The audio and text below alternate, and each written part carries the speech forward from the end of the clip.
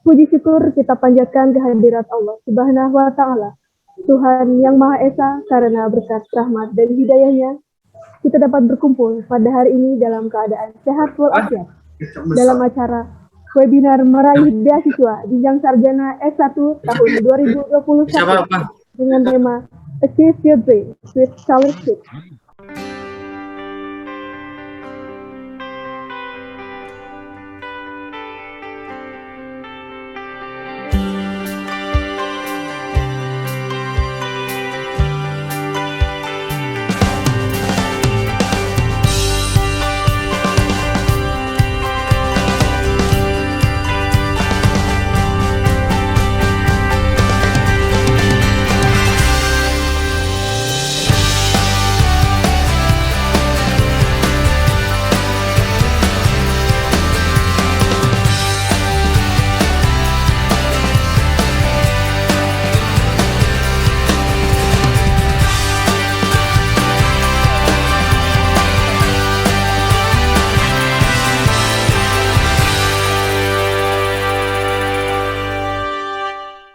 Selamat datang di channel saya, Jurnal Dedi.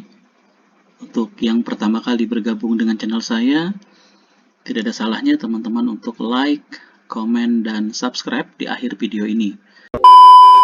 Oke, selanjutnya, tips selanjutnya adalah pahami visi misi lembaga beasiswanya. Nah, kenapa ini penting teman-teman? Karena sebagai calon penerima beasiswa, ya tentunya kita harus tahu nih, oh visi misi dari beasiswa unggulan itu apa sih Kak? Oh, visi misi dari beasiswa KIP kuliah itu apa sih? Nah, sehingga kalau kita paham visi misi dari lembaganya, dari lembaga beasiswanya, kita tuh bakal tahu kayak apakah diriku ini memenuhi kualifikasi untuk bisa daftar di beasiswa tersebut. Kayak gitu. Jadi kita perlu make sure kita sudah tahu nih visi misi dari lembaga beasiswanya. Kemudian ketika kita tahu nih visi misi dari lembaga beasiswanya, kita bisa well prepare nih sejak dini. Kita sudah mempersiapkan syarat-syarat apa sih yang dibutuhkan untuk kita bisa mewujudkan visi misi dari beasiswa tersebut. Sehingga di tahun depan mungkin ketika aku daftar, aku bisa keterima di beasiswa tersebut. Nah, pertama aku bakal jelasin terkait beasiswa unggulan. Nah, kalau untuk beasiswa unggulan itu visi misinya adalah untuk melahirkan insan cerdas dan kompetitif yang dapat berkontribusi pada daya saing bangsa. Nah, kalau hari ini teman-teman ngerasa bahwa, Kak, aku orangnya cerdas, Kak, aku orangnya kompetitif banget, Kak, aku orangnya banyak berkontribusi loh, Kak, sama masyarakat. Nah, teman-teman cocok banget untuk daftar di beasiswa unggulan. Atau mungkin teman-teman punya prestasi, punya achievement ya, kayak mungkin lomba sampai tingkat nasional, kabupaten, internasional, teman-teman bisa banget daftar di beasiswa unggulan ya. Dan beasiswa unggulan ini tidak diperuntukkan kepada masyarakat tidak mampu ya. Jadi walaupun kalian orang kaya, walaupun kalian adalah crazy rich-nya Samarinda, kalian tetap bisa daftar ke beasiswa unggulan karena beasiswa unggulan tidak mengkhususkan kepada orang tidak mampu. Tetapi beasiswa unggulan mengkhususkan ya kepada orang yang berprestasi. Jadi kalau kalian berprestasi, kalian deserve untuk mendaftarkan diri kalian di beasiswa ini. Kemudian beasiswa unggulan itu memiliki tujuan kepada 4 golongan ya, yaitu masyarakat berprestasi yang pertama, kemudian yang kedua adalah pegawai Kemdikbud ya, atau masyarakat berprestasi ini kepada teman-teman mungkin punya prestasi tingkat kabupaten, tingkat kota, tingkat nasional atau tingkat internasional, teman-teman bisa banget untuk mendaftar di beasiswa unggulan lewat jalur ini. Nah, kebetulan di tahun 2017 saya diterima di jalur masyarakat berprestasi ya, sehingga jadi mungkin aku bakal banyak share kepada teman-teman kalau mau nanya tentang gimana sih Kak tips dan trik untuk lolos di beasiswa unggulan masyarakat berprestasi, dan ini aku akan share kepada teman-teman hari ini. Kemudian yang kedua adalah untuk pegawai Kemendikbud. Jadi untuk pegawai Kemendikbud juga diberikan fasilitas nih untuk bisa lanjut pendidikan di S2 ya, biasa S2 ataupun S3. Kemudian tidak hanya pegawai Kemendikbud tetapi juga kepada penyandang disabilitas. Khusus untuk tahun ini, kalau teman-teman merasa punya saudara nih yang menyandang disabilitas ya. Jadi teman-teman kalau punya saudara sebagai penyandang disabilitas, bisa banget mendaftarkan diri di beasiswa unggulan masyarakat, di beasiswa unggulan khusus kategori penyandang disabilitas. Gak cuma itu, tetapi untuk beasiswa penghargaan juga ada. Nah, gimana sih Kak maksudnya beasiswa penghargaan? Nah, jadi maksud dari beasiswa penghargaan itu adalah untuk orang-orang yang memiliki orang tua ataupun keluarga dari keturunan veteran yang pernah gugur pada masa penjajahan mungkin atau pada masa memperjuangkan kemerdekaan negara Indonesia. Nah, jadi mereka-mereka itulah yang pada akhirnya memperoleh beasiswa penghargaan ya. Oke, lalu bagaimana Kak misi dari beasiswa KIP kuliah Kak? Nah, ini ya kalau itu tadi kalau beasiswa unggulan ya itu khusus untuk masyarakat berprestasi ya. Visinya itu melahirkan insan cerdas dan kompetitif, berbeda dengan beasiswa KIP kuliah. Nah, kalau KIP kuliah ya tujuan utamanya adalah untuk membantu asa para siswa yang memiliki keterbatasan ekonomi. Nah, kalau kalian hari ini ngerasa, Kak, aku nggak punya biaya nih, Kak, untuk bisa lanjut kuliah karena aku dari latar belakang ekonomi tidak mampu. Nah, kalian bisa banget daftarkan diri kalian di beasiswa yang ada di atas ini ya. Beasiswa, apa ini? Beasiswa KIP kuliah.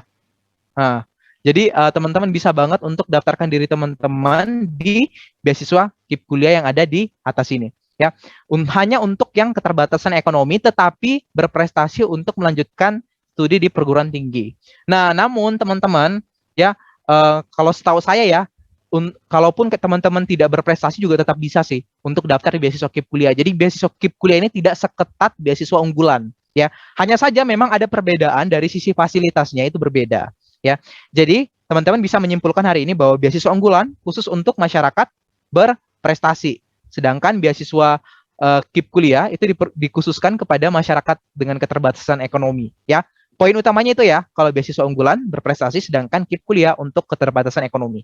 Nah, beasiswa unggulan juga ditujukan kepada masyarakat pemegang, ya, pemegang kartu KIP kuliah. Nah, mungkin teman-teman punya kartu KIP kuliah, kartunya warna ungu.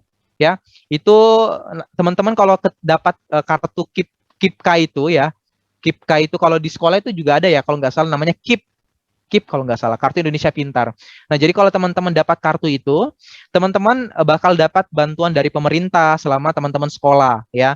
Namun ternyata kartu itu nggak cuma berfungsi teman-teman dapat bantuan dana dari pemerintah saat teman-teman sekolah, tetapi itu bisa dilanjutkan saat teman-teman pengen kuliah. Nah, jadi kebetulan tahun ini aku sempat bantu adik kandungku untuk ngurus beasiswa KIP kuliah dan dia diterima di KIP kuliah. Nah, dan juga syukurnya aku juga bisa punya pengalaman ya. Oh, ternyata gini toh cara ngurus beasiswa KIP kuliah. Jadi aku juga sudah memiliki pengalaman bagaimana mengurus kedua beasiswa yang ada di atas ini. Nah, kemudian ya untuk pemegang kartu KIP kuliah. Mungkin ada yang bilang kayak gini, Kak, aku nggak punya kartu KIP kuliah, Kak. Oke, nggak apa-apa kalau kamu punya kartu keluarga sejahtera yang warnanya biru. Ada yang tahu? Nah, pasti ada yang tahu ya, kartu keluarga sejahtera warnanya biru. Nah, kalian tanya sama mak kalian tuh di rumah, Mak, kira-kira Mama ada dapat bantuan pemerintah nggak kartu keluarga sejahtera? Nah, kalau kalian punya, kalian bisa banget daftar di KIP kuliah. Jadi nggak harus punya kartu KIP kuliah baru bisa daftar KIP kuliah. Enggak. Tetapi kalian juga bisa mendaftar kalau kalian punya kartu keluarga sejahtera ataupun kalau kalian juga merupakan penerima dari program Keluarga Harapan dari pemerintah. Kalian juga bisa banget untuk daftar KIP kuliah. Nah, kalau seandainya nih, Kak, aku nggak punya nih 3 kartu tadi yang ada di atas, Kak. Gimana dong? Nah, tetap bisa daftar beasiswa KIP kuliah. Dengan syarat, ya, penghasilan bersih orang tua kalian di bawah 4 juta setiap bulannya. Dan juga untuk penghasilan bersih orang tua kalian ketika dibagi dengan seluruh anggota keluarga, itu tidak lebih dari 750.000. Wah, aku sudah kayak duta beasiswa ya, hafal semua ya persyaratannya. Jadi itu teman-teman ya. Jadi untuk kalau teman-teman nggak punya ketiga kartu tadi, tetap bisa mendaftar ya dengan syarat penghasilan bersih orang tua di bawah 4 juta setiap bulannya. Nah, untuk tips dan trik selanjutnya, pelajari dan lengkapi persyaratannya. Nah, untuk beasiswa unggulan ya, ini teman-teman bisa melihat sendiri persyaratannya ya.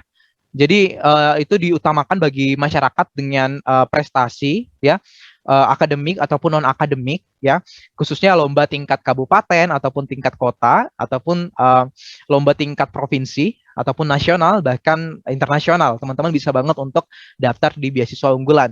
Nah, ini teman-teman bisa lihat syaratnya, bisa banget di screenshot atau mungkin di foto ya. Jadi nggak perlu aku langsung sebutin semua ya. Dan yang syarat utamanya adalah di poin yang keempat ini ya, teman-teman udah diterima atau sedang berkuliah di perguruan tinggi negeri yang telah terakreditasi minimal B atau sangat baik ya. Kalau Unmul sendiri ya, itu akreditasinya sudah A Jadi teman-teman bisa banget daftar di beasiswa unggulan.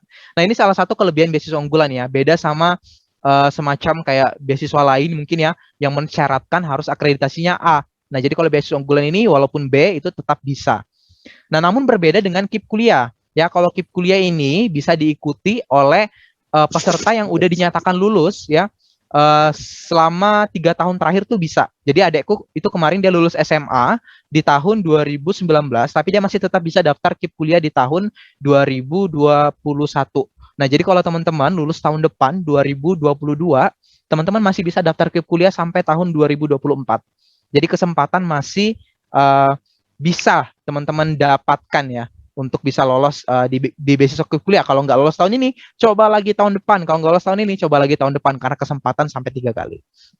Nah, kemudian syarat yang kedua untuk beasiswa KIP kuliah adalah memiliki potensi akademik baik, tetapi memiliki keterbatasan ekonomi. Nah, ini syarat pentingnya ya. Jadi makanya aku garis bawahi bahwa syarat KIP kuliah adalah keterbatasan ekonomi. Kalau kalian adalah orang kaya, orang mampu, jangan coba-coba untuk daftar KIP kuliah. Karena nanti biasanya ada di survei untuk rumahnya, di survei lokasinya. Seperti itu. Kemudian selanjutnya adalah lulus seleksi penerimaan mahasiswa baru, baik itu di PTN ataupun di PTS dengan program studi dengan akreditasi A atau B. Namun, ya, walaupun akreditasi A atau B itu tidak menutup kemungkinan akreditasi C itu juga bisa, ya. Jadi akreditasi C untuk prodinya itu tetap bisa, ya. Namun tetap membutuhkan pertimbangan dari pihak birokratnya. Apakah mereka dengan akreditasi C itu tetap diterima oleh jalur KIP kuliah, kayak gitu. Nah, kemudian siswa SMA SMK sederajat yang mempunyai kartu KIP atau KKS atau PKH ya. Jadi kalau teman-teman punya kartu itu, teman-teman bisa banget untuk daftar di KIP kuliah.